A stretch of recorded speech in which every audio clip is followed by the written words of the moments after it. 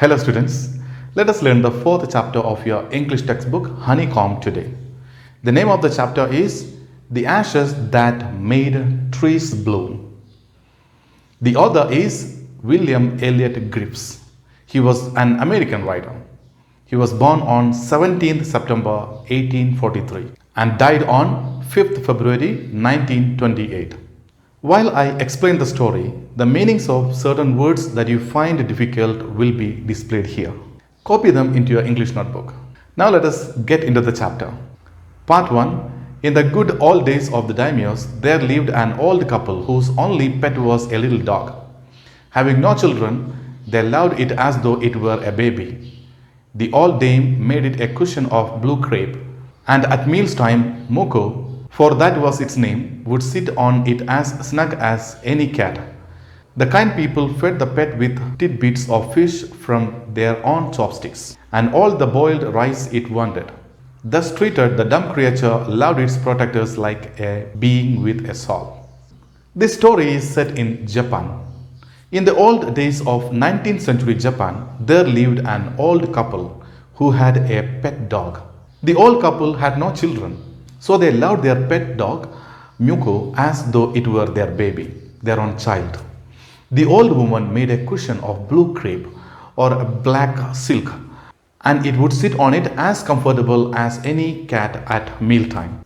The old couple was kind and fed the pet pieces of fish and loads of rice from their own chopsticks. As the pet dog was showered with so much of love and affection, it loved its protectors back like a human child. The old man, being a rice farmer, went daily with hoe and spade into the fields, working hard from morning until Otento Sama, as the sun is called, had gone down behind the hills. Every day the dog followed him to work, never once harming the white heron that walked in the footsteps of the old man to pick up the worms. For the old man was patient and kind to everything that had life, and often turned up a sword on purpose to give food to the birds. The old man was a hard-working rice farmer. He went daily into the fields with his tools like hoe and spade, working from morning till the time the sun had gone down behind the hills. That is, when the sun had set completely. Every day the pet dog followed him to work. Muko would never harm the white heron or crane that followed the old man. The heron used to follow that old man for picking up the worms because they are fed on worms. The old man was a patient fellow and was very kind to every living creature.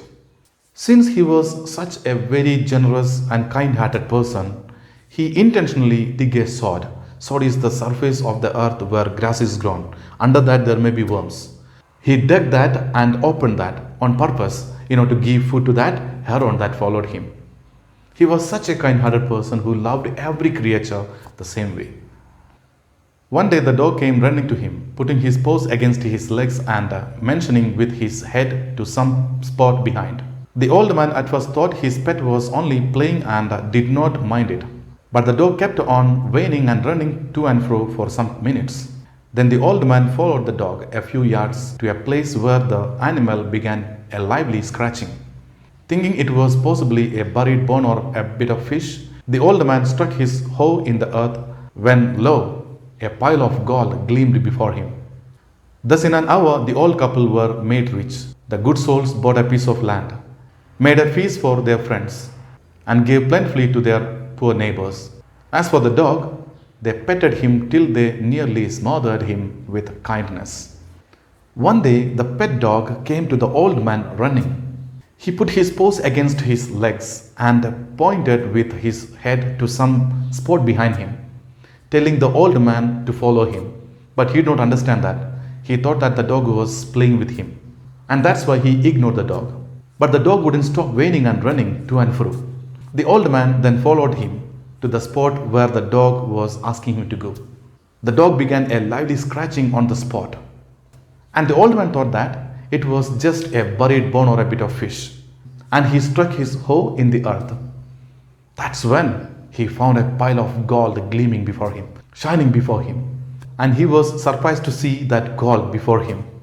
After an hour of finding the gold, that old couple, that good-hearted people, they became immensely rich. The couple bought a piece of land and made a feast for their friends and shared their fortune, the gold and wealth, with their neighbors who happened to be very poor. And about the dog, which brought them all this fortune, they patted him, they caressed him, because he was the one to find all this wealth for them. And they suffocated him with that much amount of love and kindness, because they were that happy to have that dog. And the biggest reason we can say, he brought them such huge wealth. Now in the same village there lived a wicked old man and his wife, not a bit sensitive and kind, who had always kicked and scolded all dogs whenever any passed their house. Hearing of their neighbor's good luck, they coaxed the dog into their garden and set before him bits of fish and other dainties, hoping he would find treasure for them. But the dog, being afraid of the cruel pair, would neither eat nor move. In the same village lived another couple who were wicked and very cruel, totally opposite of what the old couple having the pet were. The wicked couple had always kicked and scolded all the dogs whenever they passed along their house. However, after hearing of their neighbor's fortune, which was brought by that dog, they acted friendly to that dog Muko and pretended to love that dog and brought him to their own garden. They set before him bits of fish and other delicious food, bribing him to find some treasure for them. But the dog, having an advanced, a very good sense of smell, could sense that these people, they were not good, they were cruel. Hence, he became afraid of them and did not eat or do anything for those people, because he knew they were not good, they were cruel. He knew that. Then they dragged him out of doors, taking a spade and hoe with them. No sooner had the dog got near a pine tree growing in the garden than he began to paw and scratch the ground, as if a mighty treasure lay beneath. "Quick, wife, hand me the spade and hoe," cried the greedy old fool as he danced with joy. When the dog refused to eat or move, the wicked couple dragged him outside and took a spade and hoe with them. As soon as the dog reached a pine tree growing in the garden, he began pawing and scratching the ground as if a huge treasure of gold was lying beneath the ground. And the greedy people, greedy fool, that old man, the wicked man, he thought that they had at last found that gold there, and ordered his wife to hand him the tools, the hoe and the spade. He was dancing with joy because he knew that there was treasure under that. And he was sure about that because his neighbor, the good man, and his wife, they got that. Then the covetous old fellow with a spade and the old crone with a hoe began to dig. But there was nothing but a dead kitten, the smell of which made them drop their tools and shut their nose. Furious at the dog, the old man kicked and beat him to death. And the old woman finished the work by nearly chopping off his head with the sharp hoe. They then flung him into the hole and heaped the earth over his carcass. The greedy old man took the spade, and the greedy old woman the crone, she took the hoe. They began to dig, but at the end of their digging, what they found? They found nothing but a dead kitten, which smelled so bad that they dropped their tools and they shut their nose. The old man, he became very angry at the dog because the dog did not show them the treasure. Instead, it showed them something very nasty, something very dirty, something very bad. He was infuriated, he was irritated, he got very angry at the dog. That's why he killed the dog. The old woman finished the work of killing that dog. She cut the head of the dog with the hoe. They threw him into that hole where they found that dead kitten, and they heaped the earth over his dead body, and the dog was buried there. The owner of the dog heard of the death of his pet, and mourning for him as if he had been his own child, went at night under the pine tree. He set up some bamboo tubes in the ground, such as were used before tombs, in which he put fresh flowers. Then he laid a cup of water and a tray of food on the grave, and burned several costly sticks of incense. He mourned a great while over his pet, calling him many dear names, as if he were alive. That night, the spirit of the dog appeared to him in a dream and said, Cut down the pine tree over my grave and make from it a mortar for your rice pastry and a mill for your bean sauce. When the old man heard of his pet's death, he went to see the hole under the pine tree at night. He set up some bamboo tubes in the ground like the ones that were used before tombs, and in that he put some fresh flowers. Then he put a cup of water and a tray of food on the grave and burned several expensive incense sticks, agarbatis. He mourned or cried for a while, calling him many dear names as if he were still alive. That night, the old man had a dream in which the spirit of that dog appeared. The dog instructed the old man to cut down the tree, cut down the pine tree over his grave, and make a mortar and a mill for pastry and bean sauce. So the old man chopped down the tree and cut out of the middle of the trunk a section about 2 feet long. With great labor, partly by fire, partly by the chisel, he scraped out a hollow place as big as a small bowl. He then made a long-handled hammer of wood, such as is used for pounding rice. When New Year's time drew in, he wished to make some rice pastry. When the rice was all boiled, Granny put it into the mortar. The old man lifted his hammer to pound the mass into dough. And the blows fell heavy and fast till the pastry was all ready for baking. Suddenly, the whole mass turned into a heap of gold coins. When the old man took the handmill and filling it with beans began to grind, the gold dropped like rain. The old man obeyed his dog and cut down the tree. He cut a 2 feet long log of that tree. After working really hard for a long time using chisel and fire, he made a hollow place as big as a small bowl. He then made a long-handled hammer of wood, which was the mill or the grinder. When New Year came nearer, he wished to use the mortar and mill he made to make rice pastries. When the rice was boiled, the old woman put it into the mortar. The old man lifted his hammer to hit it into dough.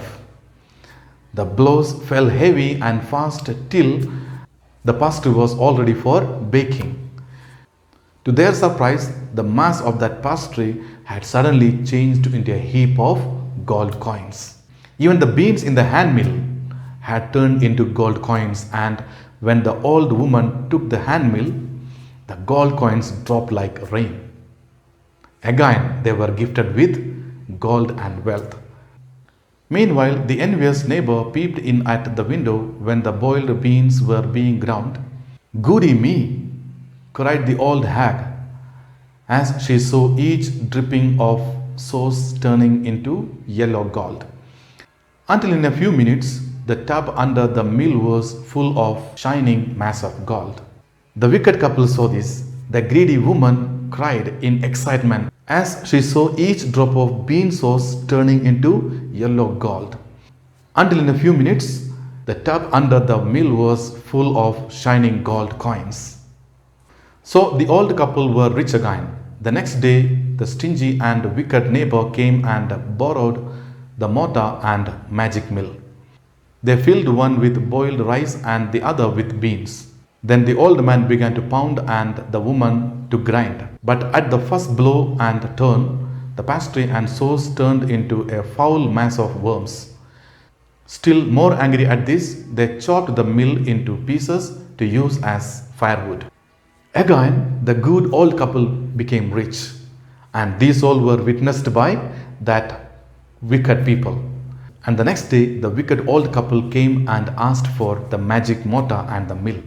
Since the old couple were kind and generous, they gave that mortar and mill to that wicked people. And when they reached home, they filled one with boiled rice and the other with beans. The old man began to pound and the old woman began to grind, expecting that they'll be getting gold coins from that. But the result was completely different. At the first blow and turn, the pastry and bean sauce turned into a foul mass of worms. The couple became very angry again, and they chopped that tools into small pieces and they decided to use that as firewood. Not long after that, the good old man dreamed again, and the spirit of the dog spoke to him, telling him how the wicked people had burned the mill made from the pine tree. Take the ashes of the mill, sprinkle them on the withered trees, and they will bloom again, said the dog spirit. Not long after the wicked people had destroyed the tools, the good old man had the dog's spirit in his dream again. The spirit told him how cruelly the wicked people had burned the tools made from the pine tree. The dog spirit instructed the man to take the ashes of the mill and sprinkle them on the withered trees or the dry trees to make them bloom again. The dog spirit said the ashes will help the withered trees to bloom again, to bear flowers again. The old man awoke and went at once to his wicked neighbor's house, where he found the miserable old pair sitting at the edge of their square fireplace, in the middle of the floor, smoking and spinning. From time to time, they warmed their hands and feet with the blaze from some bits of the mill, while behind them lay a pile of broken pieces. The old man got up at once. Then he went to the wicked couple's house. There he saw the wicked couple sitting at the edge of their fireplace, which was a square in shape in the middle of the floor. They were smoking, and from time to time they kept their hands and feet near the blazing fire made from some bits of the mill, which they cut into pieces and made themselves warm. And behind them lay a pile of broken pieces of that firewood, which the couple were using to keep the fire blazing. The good old man humbly asked for the ashes. Though the covetous couple turned up their noses at him and scolded him as if he were a thief, they let him fill his basket with the ashes. On coming home, the old man took his wife into the garden. It being winter, their favorite cherry tree was bare. He sprinkled a pinch of ashes on it, and lo, sprouted blossoms until it became a cloud of pink blooms, which perfumed the air. The news of this filled the village, and everyone ran out to see the wonder. The old man politely asked for the ashes to the wicked people. The greedy couple treated him harshly and scolded him as if he were a thief. But they let him fill his basket with ashes, as they did not have any idea what for this man was taking these ashes, and they never thought that the ashes would have the power to help the trees to bloom. On coming back home, the old man brought his wife into the garden. In the garden, there was a cherry tree which was withered, which was dry due to the winter season. And the cherry tree happened to be the couple's favorite tree in that garden. So the old man decided to make the tree bloom again, because he has the medicine for that now, the ashes from that pine tree. He took just a pinch of the ashes and sprinkled it on the tree. Suddenly, the cherry tree began to bear flowers on that. It became so filled that it looked like a pink cloud which perfumed the air with a cherry blossom fragrance. The news of this wonder spread all through the village, and everyone in the village ran towards this old couple's house to see the wonder, to see what's happening, because they never saw such a cherry tree with that much flowers on that. It began to bloom flowers into that extent everyone got surprised. The covetous couple also heard the story, and gathering up the remaining ashes of the mill, kept them to make withered trees blossom. The kind old man, hearing that his lord, the daimyo, was to pass along the high road near the village, set out to see him, taking his basket of ashes. As the train approached, he climbed up into an old withered cherry tree that stood by the wayside. The greedy old couple also heard the story. They gathered up the remaining ashes of the mill and kept it safe with them to make withered trees bloom. The good old man heard that his lord, who was the daimyo, was going to pass along the high road near the village. He set out to see the lord, taking his basket of ashes with him. As the train or the procession approached, the old man climbed up an old withered cherry tree that stood on the side of the road. Now, in the days of the daimyos, it was the custom, when their lord passed by, for all the loyal people to shut up their high windows. They even pasted them fast with a slip of paper, so as not to commit the impertinence of looking down on his lordship. All the people along the road would fall upon their hands and knees and remain prostrate until the procession passed by. Now, in this part of the story, we get to know that in the old days in Japan, it was the custom for all the loyal or the faithful people of the village that they should shut their high windows or remain face down if they were on the road until the procession passed by. The people even pasted their windows with a slip of paper if somehow their windows wouldn't get closed properly. This was done in order to have a good image in front of the daimyo. The train drew nearer. One tall, competent man marched ahead, crying out to the people by the way, "Get down on your knees, get down on your knees." And everyone kneeled down while the procession was passing. Suddenly, the leader of the van caught sight of the aged man up in a tree. He was about to call out to him in an angry tone, but seeing he was such an old fellow, he pretended not to notice him and passed by him. So, when the daimyo's palanquin drew near, the old man, taking a pinch of ashes from his basket, scattered it over the tree. In a moment, it burst into blossom. The procession was getting nearer and nearer. Then a tall and skillful man was marching ahead, who was ordering people to get down on their knees, and everyone obeyed. However, the good old man who was on the cherry tree was standing. He was standing on the tree, and he was not lying prostrate. He was not putting his head down. The leader of the van of that procession, he caught sight of the old man. He was about to scold the old man angrily because he was not lying prostrate. But he thought that he was such an old man, so no need of scolding him, and he just ignored and passed by. As the palanquin or the vehicle of that daimyo was coming nearer, the old man took a pinch of ashes from his basket and sprinkled it on the cherry tree. In a moment, the cherry tree began to bear flowers on that. It bloomed completely and it turned to be a big pink cloud of flowers on the cherry tree. The delighted daimyo ordered the train to be stopped and got out to see the wonder. Calling the old man to him, he thanked him and ordered presents of silk robes, sponge cake, fans and other rewards to be given him. He even invited him to his castle. So the old man went gleefully home to share his joy with his dear old wife. The daimyo was delighted and he was extremely happy, and he was surprised to see a withered cherry tree blossom suddenly and sprout beautiful flowers on that. And so he ordered the procession to be stopped and got out of the vehicle out of surprise. He called the old man and thanked him. He ordered presents of silk robes, sponge cakes, and other luxurious things to be given to the old man. The daimyo even invited him to his castle. The good old man became very happy, and so he ran towards his home. He wanted to share this news with his beloved wife. She would be very happy to hear this news, and he ran. But when the greedy neighbor heard of it, he took some of the magic ashes and went out on the highway. There he waited until a daimyo's train came along, and instead of kneeling down like the crowd, he climbed a withered cherry tree.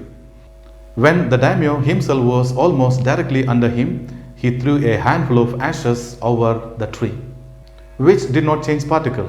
The wind blew the fine dust in the noses and eyes of the daimyo and his wife. Such sneezing and choking, it spoiled all the pomp and dignity of the procession. The man whose business it was to cry, "Get down on your knees," seized the old fool by the collar, dragged him from the tree, and tumbled him and his ash basket into the ditch by the road. Then, beating him soundly, he left him for dead. The story of the wonder spread throughout the village, and eventually the wicked couple also got to hear that. The story of the good man getting rewards from the daimyo. So the greedy man took some of the ashes which had magical powers and went out on the road, went out on the highway. He also did the same way as the good old man did. He waited till the Lord's train came nearby, and instead of following the custom of remaining face down, he climbed on the withered cherry tree, thinking that he could sprinkle some ashes on the withered tree and the withered tree will be bearing flowers that will be seen by the daimyo, and the daimyo will be calling him and he will be getting rewards. That's what he thought. And he waited until the daimyo came near by him. When the Lord himself was right under the tree, he threw not a pinch but a handful of ashes over the tree. The ashes didn't change the withered tree into a blooming one. Instead, the ashes remained ashes only. The ashes fell on the Lord and his wife, and since they were a lot, it made the couple sneeze and choke. They were feeling suffocated because of the ashes, and that ruined the pride and dignity of the procession. The man who had the duty of ordering people to get on their knees seized the old wicked man by his collar and dragged him from the tree, then threw him and his basket full of ashes into the ditch by the roadside. As a punishment, the officer beat the old man very severely and left him on the roadside to die. Thus the wicked old man died in the mud, but the kind friend of the dog dwelt in peace and plenty, and both he and his wife lived to a green old age. Thus the story ends with the wicked old man dying in the mud on the roadside because of his greed, and the kind friend of the dog living in peace with his wife, a healthy, active and prosperous old age. That's all the chapter. Now watch the video again and read the story in your textbook. While you read, note down all the difficult words that you find. Some of the words and their meanings were given when I explained the chapter. Write them also in your notebook. Then answer all the questions under the heading Comprehension Check and send it to my WhatsApp number before 5 o'clock today. Thank you for watching.